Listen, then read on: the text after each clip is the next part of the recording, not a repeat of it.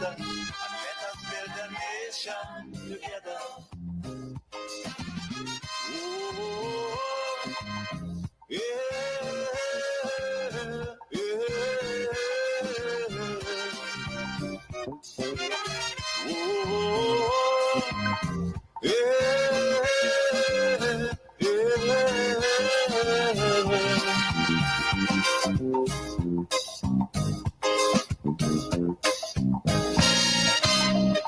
Yes, indeed. Come, my brother, come, my sister, and let us build Grenada, Carriacou, and Petite Martinique together.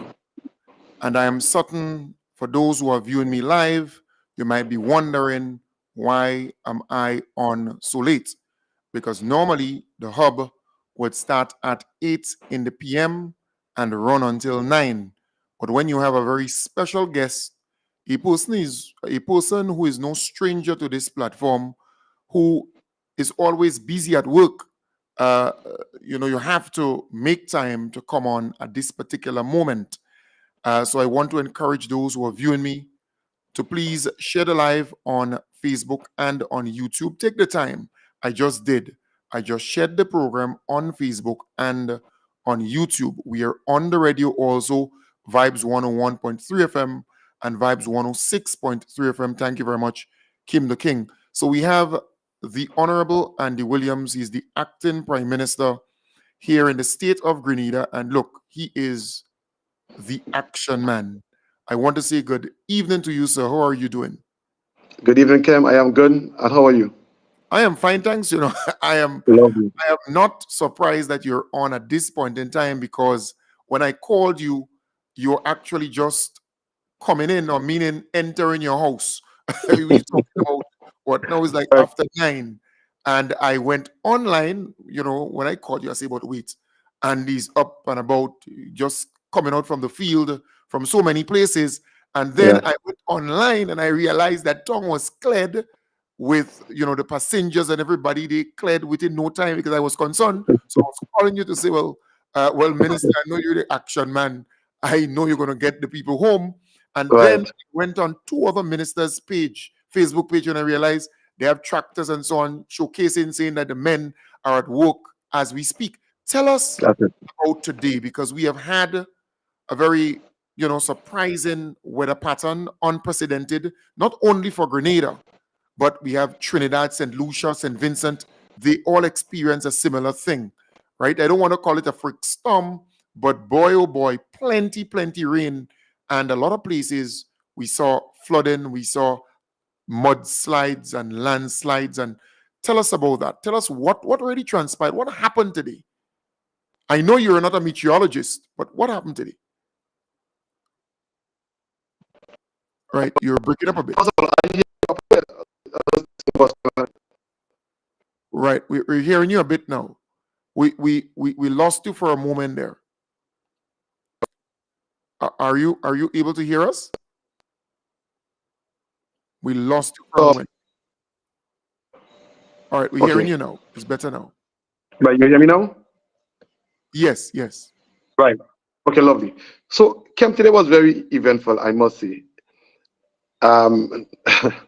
I couldn't say that we predicted the weather today. I know that, from the information from the Met Office, it should rain, but not to that extent. And it seemed like we had a lot of rain in the northern part of the island too.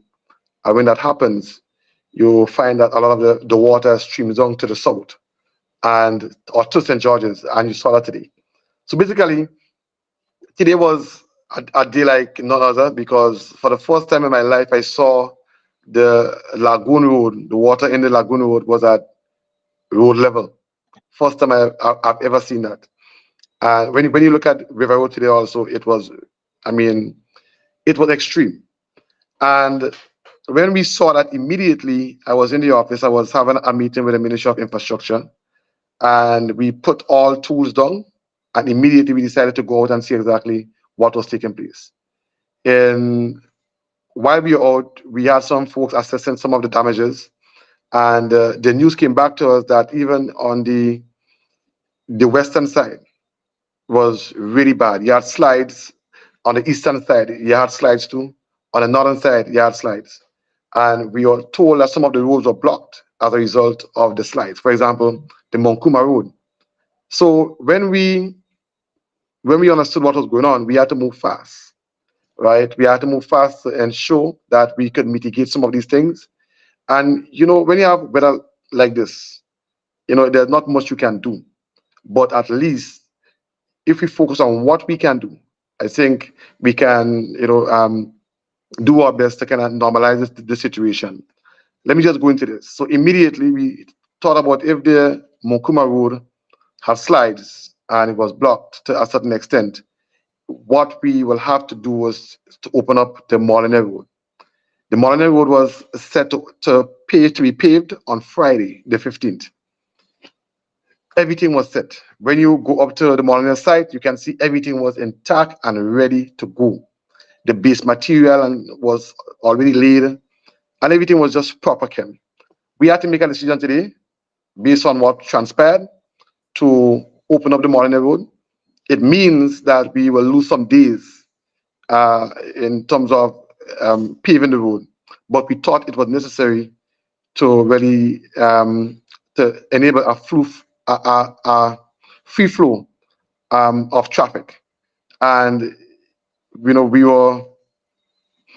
saw the benefits in doing so because people were like stuck to a certain point. I think the name of the road is Jones Road. We understand was blocked. So the fact that we opened the Molyneux Road means that the traffic were able to flow in a better manner. So that was one of the things that we did to mitigate against the weather today. And that was ideal because the reports we got at a particular time was that there were some slides, there were some problems in the Jones Road there in Mount Morris. Yeah, and correct. vehicles couldn't go to and from, right? No. That was a really smart move. But look, I can tell you, the people who pass on that road, they are pleased with the work that was done so far and with all the preparations and so on. So, kudos must be given to you and the team and the government for, doing this particular road and sticking to the target, because we were told that by sometime in November, end of November, the road will be ready. And as you Right. rightly said, everything was set and ready to go for Friday. But with this particular weather pattern and the system, you have to spring into action and you did what you're supposed to do. But you were also in communication with our beloved Prime Minister. Of course. Well, actually, that's the first person that I call, right? And Ken, we have a good relationship, and we speak on mostly everything. So when I make a decision, it goes in alignment with him, basically. Where he was, the time difference was about 12 hours, basically. So while we were on the road out, it was like almost midnight by him, right? So we spoke, we spoke about the Molyneux situation, which we spoke about the weather, and he was like, Andy, make the call. So, and that's the thing about him, is that he, being acting prime minister, he will give us or give me the privilege to make the decision, whatever that is best for the country at the moment. And in conjunction with the CTO, who is the technical person in the Ministry of Infrastructure, right, I seek his advice and the ministry advice, and the decision was made to open the Molyneux Road. So he's fully aware of the situation, and we are working hand in hand, not just myself and the Prime Minister, but also the RGPF and NADMA. We are working hand in hand to regulate the situation, because know that some of the roads are damaged. We have to really divert some of the traffic into different areas, different roads, and the RGPF are instrumental in this process. NADMA again plays an instrumental role in the process also. So all of us are speaking. Tomorrow we will be appearing onto the point, GBN to the point tomorrow, so that we can update the nation as to what is taking place, how we plan to go forward. Because after this weather came, the aim now is how do we move from here, and we will have to start engaging immediately in the cleanup process early in the AM. We have already contacted some companies and some of our citizens who have backhoe and tractor and all these things, and they will start the cleanup process as early as 6 in the morning because we want to get things back to Right. normal.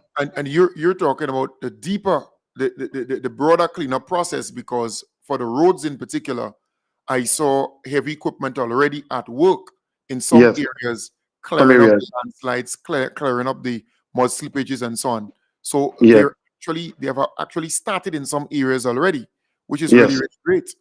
yes. And also we got some reports on Lassages, St. David's, that the bridge was damaged and you have some debris on the road.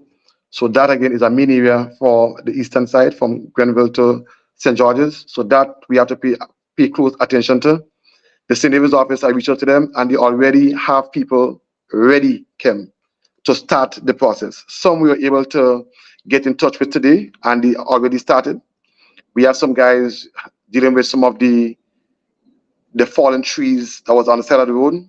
They already started to clear it up, but tomorrow will be the day when everyone will come out. And the idea is to gang it so that we can clean up this place in the shortest possible time. That is the idea, and that is what we want to go forward in a collective manner so that the place could be back to normal, where people can, drive free to get to work, to school, and so. Now, when you look at the St. George's area, the River area, we have some dread flooding, and we know that some of the schools, especially in that area, will not be ready for tomorrow because of the flooding that took place today, right? So if there's no rainfall tonight, then we will make an assessment as to which school will open tomorrow and which school will be closed. Those that are not suitable for school tomorrow will remain closed until we get it to the point where teachers and students can feel comfortable. All right, beautiful. And Yeah, tell us this, because you also were able to call the bus association to yeah, assist with transporting people from the main bus terminus here in Grenada, meaning the one yeah. in St. George's. We know there were problems in Grenville and other areas, but let's focus on firstly the terminus. What you did, because there was 1 minute I saw a lot of people there trying to get home, right? Plenty people, and within no time, plenty buses just appeared and took people to the different locations. What you did? So, well, actually, Prime Minister and I was speaking, and I happened to glance across Facebook and I saw the people that was there on the terminal and it was stranded. So we had to cut the conversation short, and I engaged the National Bus Association, and they gave their commitment in to do what they have to do to get the people out. And came in a matter of maybe less than an hour. The people were out, and the terminal was clean. I drove to St. George's to see for myself, and it was really clean and true. When I was there, yeah, like two buses there, getting the last bus load to move out from the area. And we were told that some of the buses was coming down again to take whoever that was there on the terminal that would have gotten there late. So kudos, sorry. No, I'm saying that people must understand some of the buses just couldn't come back down because you No, had major slides, major land slippages, and so on. But there was heavy equipment in some areas clearing it up, which was really well coordinated. And then you were able to communicate with is it the Grandlands Bus Association? no, the National Bus With the Association. National Bus Association, and they were able Yeah, to spring into action, take commuters, take up passengers, and bring them to the different locations. And that was yes. really good. It speaks to how important collaboration and working together is. As a matter of fact, we had some buses on standby in case some of the buses got stuck in the area and couldn't come back. We had some of the coasters on standby. So if we are in a situation where you had people there stranded, we would have gone to that resort where we would have engaged those buses to take those people to the location. Because Kim, we understand that in a time like this, people want to get home. There's nothing more important than getting home. Some people homes will have been flooded and so, and their mindset is to be home with their family and loved ones. So even as a government, we would have done our best to ensure that our people are comfortable. And that's why we did what we did. And we got support from the Busman Association, the RGPF, Right. Right. I want to And let me commend let them. me let me show folks what I'm talking about. That was the photo before. That's a before photo. So I saw Right. that on Facebook firstly, and I saw, I mean, that's a lot of people stranded there. And then Yeah. I looked at certain posts and so on where people said that they were stranded and so on. And then within Right. no time, I saw this photo where nearly Right. everybody were carried home safely and so on. That's the That is idea. remarkable. That's remarkable. That's the idea. That's the idea, And Kim. We are committed. We are committed, Kim, to the people. Someone told me tonight, Andy, you are treating your government, you are treating the people too good. You're giving them everything that they want. But you see, Kim, as the late Moy Bishop said, was quoted from one of the American presidents, government is supposed to be of the people, for the people, and by the people. And that's what we believe in. So, it will be against my heart, or our heart, to be home safe and our people are left stranded.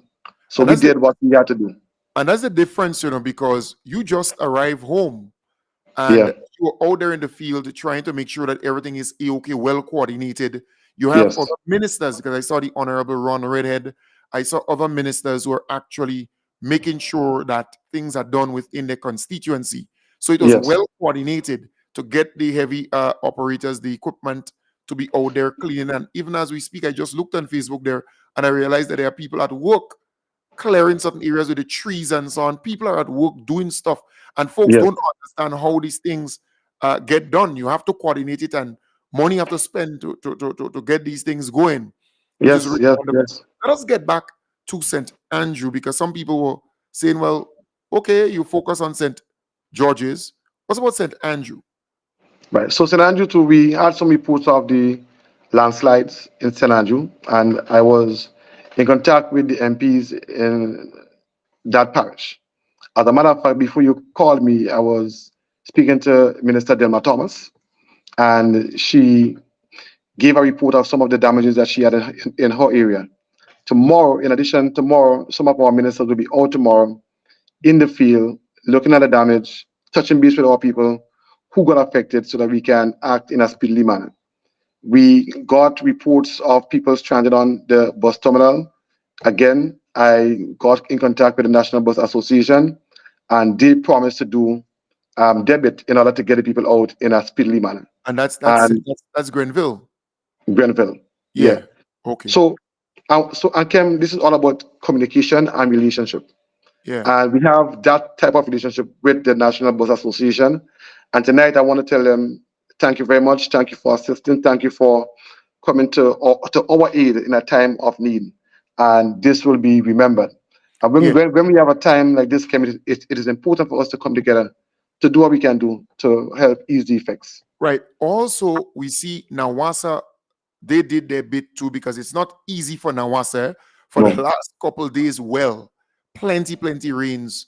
Yeah. I mean, it really affected Nawasa and also people who are Yeah. dependent on water. But Nawasa put out a statement that they're working very hard to get water back in many of the areas. And then Yeah. Grenlec, because electricity went for a bit, and Yeah. Grenlec quickly sprang into action and get things back up and running. Some people Yes. underestimate the magnitude of this this. Well, I don't want to say it was a storm, but I want to say it was just terrible. Rainfall, plenty rainfall. Uh, the system was not what people expected, as you rightly said. We just expected some rain to fall, and Right. maybe some areas affected, but it was a major um, system that cause serious problems, and not only in Nawasa but Grenlec and other utilities and companies and so on were affected. I see Yeah. supermarkets had to send people home and so on kind of early.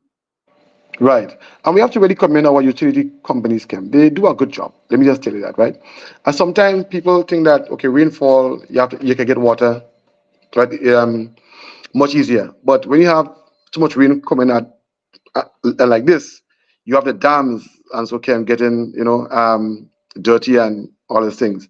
And now what's going to have to take the headache to really resolve those issues. So it's not easy at all. But even because I understand that some trees fell on some of the power lines that Yes. caused power outages. And And also in one thing, River Sali, we saw something on Facebook too. It was not, you know, what they expected of theirs. Right. And one thing with Green Lake is that they act in a speedily manner. We saw that from Beryl, and also today we saw that today also. So kudos to Green Lake, kudos to Nawasa. It's not easy. So Kem, it will take a little while, some days, to get back to where we were. We are thankful for the rainfall because we came out of a time earlier this year where we got no rain at all. Now we are getting an abundance of rain, and that is to say that climate change is real. It's sometimes it's sad that we get the blunt of the effects of climate change, and we contribute so little to it. The more developed nations are the one that really contribute more towards it. But that's just the world that we live in at now, and we have to deal with it. So we are trying our best. Your government is trying its best to get things back to normal. We will be up early in the morning, and we will be mobilizing crews and truckmen and men with equipment to get on top of all these slides and get things back to normal. We have also contacted the RGPF so that they can, when we clean the road, we will have to do some spraying and so to ensure that all the mud, right, is being removed from the road to make it easier for motorists. So we have already spoken to the Commissioner of Police, and we will start that exercise tomorrow. But let me just say this, right? You have some busmen, I understand, from the National Bus Association, some busmen who damaged their engines basically today because they were trying their best to assist some of our people. So that we will have a conversation on that tomorrow with the busmen, with those folks who damage the engine, also with the buses, and we will see what we can do to mitigate the whole situation and to put them in a more comfortable position. So we are committed to work with our stakeholders and our citizens to get back to a state of normalcy. Right. I say to people, there are a lot who are out there complaining, who are out there criticizing, who are out there condemning. And I can tell you, on some of the opposition platforms, they would be condemning and criticizing and even blaming the government for the heavy rainfall, which is kind of weird and crazy. But you can expect them to condemn government, criticize NADMA, criticize the Met Office, criticize the police, criticize everything. That is what they're accustomed to. But you're not really bogged down where that is concerned. You're focused on doing the work, getting people back to a state of normalcy, which is really great. Kim, let me tell you something, right? Let me just tell you something, Kim. No, I don't take on these people, right? Because you have one party who's focused on nation building. You have another party who's focusing on slandering people, promoting propaganda. At the end of the day, I always say that the people of Grenada, Carriacou, and Petite Martinique did not elect us to respond to all these stupidness that these people are saying. Sometimes, Kim, I wonder if these people really believe what they are saying. And if you continue to tell lies day after day after day, you will tend to believe those lies after a time. So I leave them to God, right? And Kim, listen, and I don't take them on because I know that you will eat them up. So I have confidence in you, right? Yeah, but I would make you run off without commending you and applauding you for Right. that first Build Back Better house boy. Yes. I want to be honest with you. I underestimated the cost because I thought it was about $50,000. But when I heard it is $88,000, that's a lot in the scheme of things. But let me just play for folks that little news piece on GIS, and you could comment briefly on it. Okay.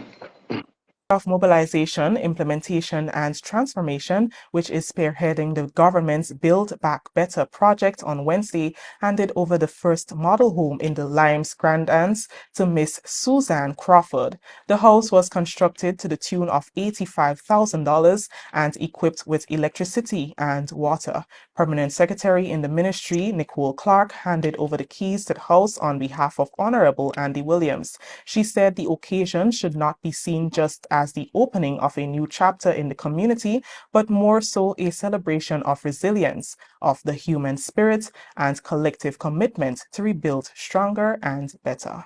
Today marks a pivotal moment, a moment of hope and transformation. an occasion where we unveil the Build Back Better project initiated in the wake of the devastating Hurricane Beryl, which struck our beloved Tri-Island state on July 1st, 2024. We all remember the brutal impact Beryl had on our lives. The homes were lost, the families displaced, and the fear that gripped us in those dark days. Many of us felt as though our lives has been ripped apart. But today, we stand in defiance of the storm and any storm that may come our way in the future. For we have learned an invaluable lesson. When faced with adversity, we rise. The Build Back Better project, P.S. Clark says, represents much more than bricks and mortar. It's about laying down secure foundations for families that will stand the test of time and nature.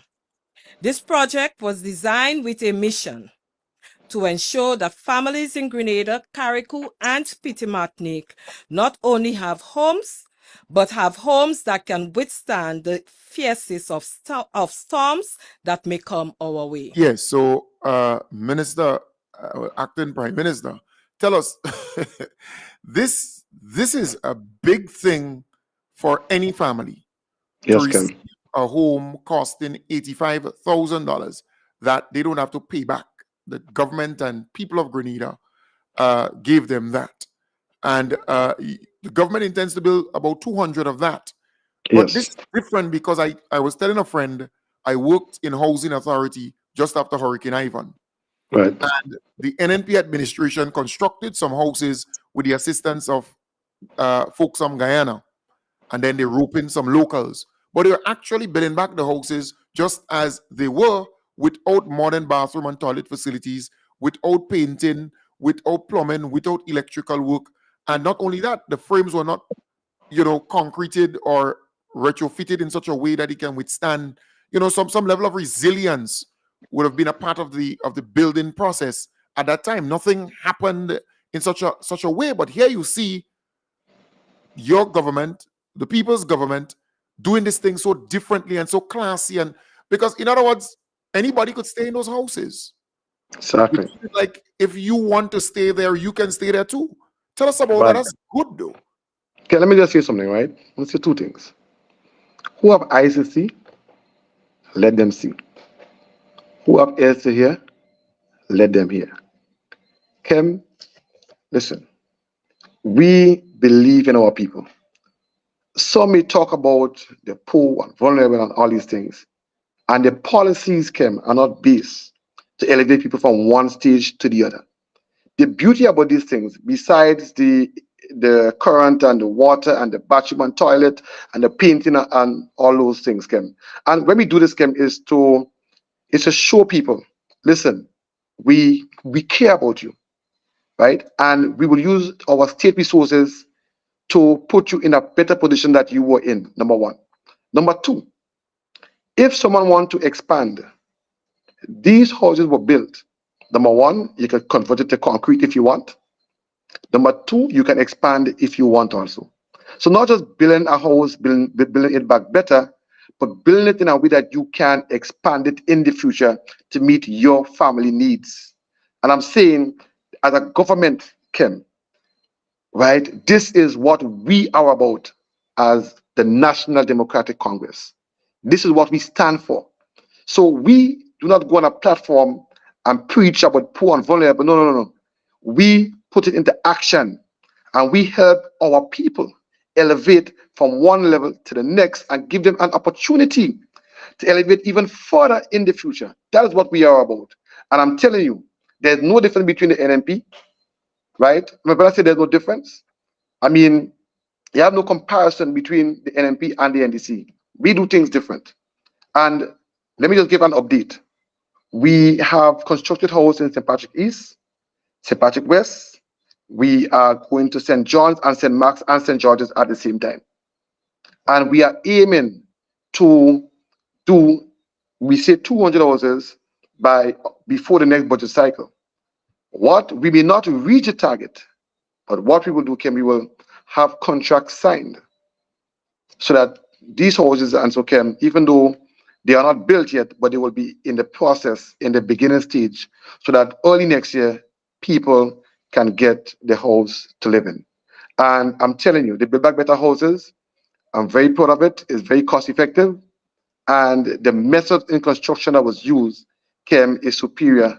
It cannot be compared at all. So in Karakou, I mean, the Honorable Tevin Andrews, in one day, I think he visited about 7 or 8 of them in one day. exactly. So Yes. things are happening Things for are our happening. people. Yes. Families are smiling. And let me tell you, the two things that were affected by Hurricane Beryl mostly was housing and agriculture. Housing and agriculture. Do you know we gave out some millions of dollars to farmers who had land to help them in the recovery process? Right? We give millions, I'm talking about, and we are spending the money on our people. In the housing sector alone, my ministry were given $15 million to spend on houses. So we have full houses and we have houses that got damages. We are doing the repairs for those houses and we are doing the Build Back Better for those who are starting from scratch. And Kim, as I said, who have ears to hear, let them hear. Who have eyes to see, let them see. Our record speak for itself. And we are for our people. And we will always be for our people. So I fully agree. I fully agree because look, I am happy. I am really pleased with what you all are doing because I experienced it, meaning I worked at Housing Authority after Hurricane Ivan. So I know the type of houses that the NNP administration built back. And they didn't have modern bathroom. Well, let us not even use modern. They didn't have bathroom facilities all in them. They never included that. Right? People still had to continue using the pit latrines that they were using before. They never, had the vision to say, let's give these people a help up to paint the house, to do some electrical work on it, to do some plumbing work. And so just, in other words, boy, I remember old people say, the way you think about people, that's exactly how you're going to treat them. That's it. If you think people are poor and vulnerable, everything you will be doing will reflect poor and vulnerable. But I'm happy to see that the government is doing it differently. And it may take some time, but at least you're going to get it right and you're going to do it proper. I want to give you all kudos for that.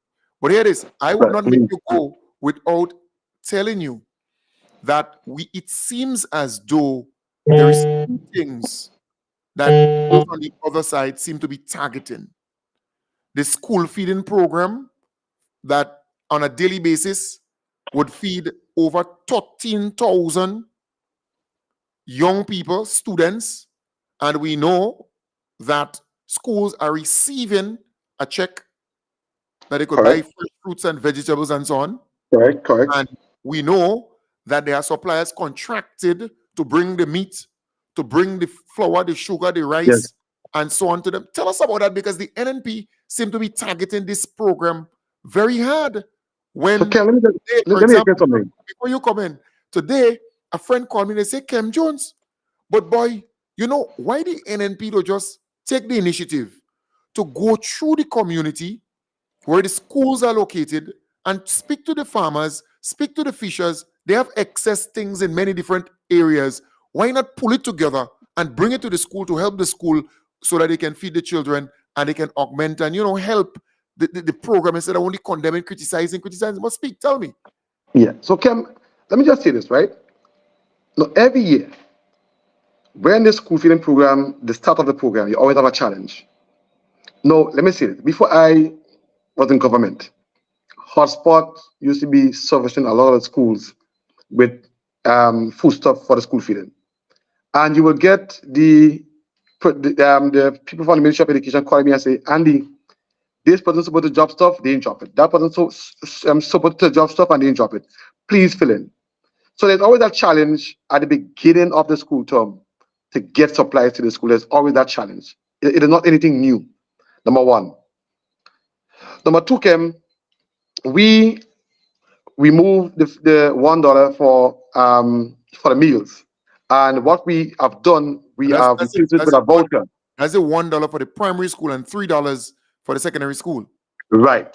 And we have replaced that with a voucher. So we give the schools vouchers so that the money that they will collect from these students, we will now replace it and give them the funds so that they can use. Okay. So sometimes when I listen to the other side, let me not give them the privilege to call in the name. When I listen to the other side, I say to myself, are these people serious? Number one, right? So the program, yes, will have some challenges at the beginning, but all in all, Ken, the program is going smooth. We have no issues with the program, but their aim is to try to bring doubt in the minds of the people because they are opposition. But I'm saying, if you want to be an effective opposition, give kudos where kudos is due and bash where you need to bash. Don't just bash everything. And that's what they are doing. You know, like a man is drunk and just trying to grab anything and see what sticks. That's what they are operating. And we are not came like them. So we will continue to move forward. Um, Kim, but let me just say this. I want to touch on this point because when I was coming home tonight, someone was listening to you, a program that you had previously on your show, and you were featuring one of the MPs on the other side talking about the money program. And I'm saying to myself, Kim, these people were given Imanis $700 a month for years. Kim, listen to this, right? $700 a month for years. We came in office in the space of 1 year. We moved that $700 to $1,200, almost doubling it, Kim. And you want to tell me, no, that you are the person who loved the Imanis and all these things? If you love them so much, why didn't you increase the earnings for all these years? Kim, do you know over maybe 9 years or how much years the minimum wage was not touched?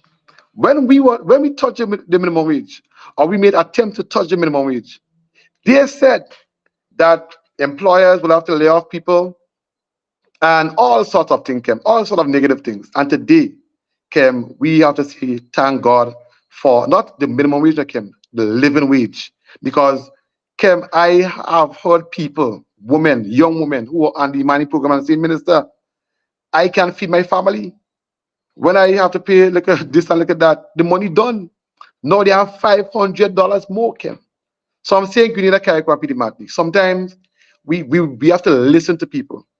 I'm not just listen, but when we listen, see what makes sense and see what doesn't make sense. Because someone can say anything, but check the actions to see if the actions add up to their words. But So, not only without cut you, not only that they attacking you, they attacking the free tuition policy. Only oh recently God, we had 700 plus young people, men and women graduating from TAMCC, you know. But they're attacking this program because they say it's a failed policy, it's a failed okay, hold on. program. And So, they're Kim, saying, well, why not give these people transportation and food? so Kim, hold on, Kim. Let's think logically, right? Before you have to pay tuition, you have to pay for transport. Okay? You have to pay tuition, you have to pay for transport. Now we take out the tuition. We take out the tuition, right? Okay, so let's think logically. Let's say tuition is $10. Transport is $8. That's $18. That's right. So now we take out the tuition. It goes on to $8. So how does that leave you in a worse off situation? Number one. Number two, Kim, we have provision now if families are struggling with transportation and so that they can get assistance. We have that. And that been in place long. Exactly. Of course. So how are you in a worse off position if we are reducing your expense? Right. Kim, these people think people are stupid, Kim. I don't understand. You know, Kim, I just don't understand, Kim. This lady went on to say that there is a high rate of dropouts from TAMCC, but you saw 700 plus young men and women graduating from TAMCC, and we have hundreds from NULO. So where this kind of lies and misinformation coming from, and what is the objective behind it when such a program is very, very beneficial to our people. There are families who are saying openly that they have two kids, let me not say kids, two young men or women, students at TAMCC or at NULO, and they're saving $1,600 and so dollars. This is significant, but still the LNP is out there telling people that this is a failed program, a failed policy. Boy, I just don't understand. But Kim, listen, I want you to listen to me, Kim, right? Listen when these guys talk. Listen how shallow they sound. Listen how to the surface, nothing of substance. Kim, listen from the campaign. Give me the thing. I want the thing. Just listen that, Kim. So what can they offer you? Even as young people. Kim, listen, let me tell you something. Young people today, it's not as, a little backward as before. Maybe they could have fooled us in our time. But we have the wall of information available to us. So, Kim, when you're talking to young people today, you have to make sense because they could reason, they could, decipher, and so Kim. And when these people come with these kind of things, Kim, it just doesn't make sense. Kim, I try my best not to listen to them, right? I see. Okay, let me just touch on this, right? Some program talking about acting prime minister and all these things. Kim, we have 10, including the prime minister, members of parliament. At any point in time, the prime minister can appoint who he wants to act. Kim, I never sign anything as acting prime minister. If PM is going tomorrow and PM want to put somebody as he put someone as right? So then I'm hearing they come to attack on these things, Kim, and these petty issues that makes no sense. And I always say, listen, the people did not elect us to battle with all this petty stuff and so that these guys are showing. And I tell them, they can attack me all the time. It makes no sense because I ain't ever answering them, right? My focus is on the people who elect me to see how I can better their lives. That is what my focus would be on, and that is what my focus would always be on. That is why when you have an issue, Kim, I try my best to resolve it ASAP, right? Because we are supposed to be working for the people of Grenada, Carriacou, and Petite Martinique, and that is what. But Minister, but here it is. The constituency allowance, this $10,000. How the MP supposed to use that money? Because people are questioning that. Right. Aren't they supposed to use that money on the constituency? So, for example, with the heavy rainfall and the flooding in certain areas, and it affected so many people in some of those constituencies, can they not use that to assist? What's about the schools? If they have issues with certain things in the schools, can they not use that also to assist the schools in their constituency and so on? How is that? Well, Kim, listen, let me tell you the class of our prime minister, the class of our prime minister. Because what he could have done was just leave it with us who are in government. But he did it across the board. And Kim, so we have the same authority, same power in terms of spending the funds to assist people in our community, our constituency. And that is what the funds is supposed to be used for. But Kim, I can tell you, and when we put the allowance, Kim, they make it seem like if it's just we alone are getting the allowance, right? Let me just say this again. Imagine if you're an MP, an opposition MP, you were only getting $1,200 a month. Prime Minister changed it so that all MPs can get a decent allowance, opposition and government. But they will make it seem like it was $5,000 now. $5,000. They will make it seem like it was only the government MPs alone that is getting it, and they are not getting anything. Right? Kim, they are receiving as much benefit as us in terms of that. And I will see. If you want anyone to get a little more, is your MP, because Kim, when we go in our office on a Thursday and we walk on the streets, Kim, we see people all the time who are in need, who will reach out to you. And if you don't have, Kim, you cannot give. But if you have, you can give. So what the Prime Minister did in that effect was to ensure that MPs were put in a position to assist their people, being opposition or government.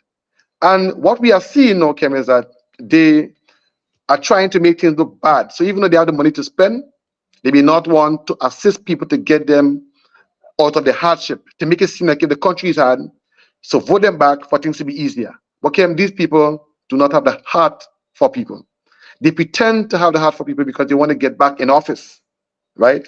But they know why they want to get back in office. That is why whenever you see some money come around, they always trying to accuse us of something, because you know why, Kem? They know what they would have done if they were in office. And Kem, what is burning them? What is burning them, Kem, is that they cannot feed like what they used to feed before. So it eating them up, Kem, and they will try their best. They will try at any cost to belittle us with lies and all these things. Can put 10 radio stations, 10 propaganda stations, just to spread their propaganda to belittle us to get back in office. Kim. That is why we focus on policies. But I think people want, without cutting you there, I think people want some level of accountability when it comes to the constituency allowance. Because I received reports, reliable reports, that some of those opposition MPs, they are not spending that money the way they're supposed to spend it on the constituency as fast as. It's as though they're not interested in injecting that same kind of money in helping people within their constituencies. And this is a good opportunity now that, you know, constituencies have been affected by this flooding to spend that money to create, you know, to ease up the pressure and the burden on so many people. And some people believe that these MPs, you cannot go to those opposition MPs and ask them for assistance when they're getting $10,000 as constituency allowance. Or because that's the mindset, you know. They believe that those in government alone you're supposed to go to and ask. Right. So, Kem, how it was set up, it was like that. But when we came in office, we changed it, Kem. So even if you're an opposition, okay, before, if you were an opposition MP, you are not getting the $10,000 at all. So when someone come to you, there's little that you can do. Even the salary that you were getting was only $1,200. Not much you can do again. But Kem, right, what we did is that we empowered all MPs. So it doesn't matter opposition or you're in government, you can help your people. So what the people have to do is to hold them accountable. When you go to them, don't take no for an answer. They have the funds, let them spend it on you. That is why they were given the funds in the first place. Not just hold the NDC accountable, or the NDC MPs accountable. Hold the opposition one accountable also, right? Hold them accountable. And when you do that, you will force them to do what they have to do. Yeah, because I am of the view that because someone said, but this MP and that MP complaining about the school feeding program, they could simply take a $2,000, for example, because in some constituencies, they have 2 and 3 schools, right? And 4 schools in some cases, they could easily take $1,000 each from, give each of the 4 schools $1,000 to assist them at any given time during the month. They don't have to do it every month, but they could buy certain stuff and bring it. They could mobilize resources with the farmers, maybe get a discount from them and bring those stuff in the schools to help the schools. But they're out there complaining, grinding and groaning, but they're not doing anything to help in any way possible. So people are saying, well, there is a need for some level of accountability. Do they ever publish the usage, whether this MP is using the money the way they're supposed to use it and how much they spend on a monthly basis or a yearly basis? How do they do it? So Parliament will normally ask for reports from the MP office, and when we provide it, then Parliament will keep abreast of that. So Parliament is the one that is really monitoring that. Oh, okay. Yes, I'm responsible. Okay, so at the end of the year, they will say the Speaker of the House or something like that, Parliament office to provide some update, because I think the public needs to know. We need to know whether or not Keith Mitchell or Clarice Modeste or Peter David or Kate Lewis or Emmeline Pay, you know, how they spending that money, the constituency allowance, and whether the people are actually getting the real benefits of it in certain areas that they need it, right? Or if they have it in the bank, stockpiling it. We don't know, and we cannot say, but I think we need an update from the parliamentary office, the Speaker of the House, or somebody in there that would, because people want to kind of clear their mind, because things are different now. They're now getting an allowance, and which is a good thing for the constituency, but it must be spent in the constituency to benefit the people in the constituency. I think I had you on this program long enough. I want to give you the next 2 minutes to wrap up. So, folks, let me just say today we are hit with a situation But sometimes in life, it's not how you were hit. It's not a matter of if you can take a hit. It's a matter of if you can get up after the hit. And what we are showing that we are putting our best foot forward to remedy the situation. This is what we do. This is what we are about. And everything came that we are faced with, and people of Grenada that we are faced with, we are able to come out up and above. So tomorrow we will be on the streets. We will have people employed, cleaning, and doing the necessary work to get things back to normal. And we pray for, yes, we pray for rain, but not to that extent because we need the rain, but we pray for things to get back to a place, to a sense of normalcy where we can be more productive and so going forward. So we will do our best to remedy this situation and we will keep you updated as we go along. And Kim, I know our Prime Minister is not here today, but he is with us. We are in constant communication. And whatever decision we have to make, we make it together for the benefit of the people of Greater Caribou and Pidip Madlik. So, Kim, thank you for having me on your show. And everyone, thank you for tuning in. This program is the best program, best program, #1 program. All right. So, Kim, big up yourself and continue to do what you're doing. You are a gem. Let me just say that. Thank you very much. Thank you very much, there, the Honorable Andy Williams. And again, folks, I actually reached out and say, hey, man, I see you out there. Let's chit chat. And he just arrived. I'm talking about about an hour ago or less. He arrived home and he said, Kim, I'm going to do the interview. I'm going to talk to the Grenadian people, give them some updates, even if I'm tired, because at once, and I'm going to let them know, you know, I had a little challenge here to connect. And yes. you say, oh God, but I'm tired, you know, I'm going to take a nap. But when I call him back and I say, we get the thing going, we go do the interview, he say, I go in and get ready, I'm going to put on my clothes, you know. Yeah, that's important. You know, it shows that he's committed to people and he loves the people and he wants to reach out and let you people know what's going down. Thank you very much. Have a pleasant night and I wish you all the best to move forward. So, folks, I want to thank Honorable Andy Williams there for being with us. He did he stayed with us for a long time to clearing up so many things and providing so much information. So the 700 plus people who are on Facebook and YouTube, thank you very much. Kim the King, thank you very much for allowing us kind of late in the night to bring the program still for the listeners on the radio. Thank you very much, folks. Have a wonderful night. I'll be back with you tomorrow, God's willing, starting from 8 in the a.m. until 9. All right. Thank you very much, the Honorable Andy Williams, Acting Prime Minister of the State of Grenada. And you're doing a fantastic job. Boots on the ground. Continue to do what you're doing. So, folks, bye for now. And continue sharing the program so more people can get to know what was discussed. Share the program. Sharing is caring. Share the program on your platform.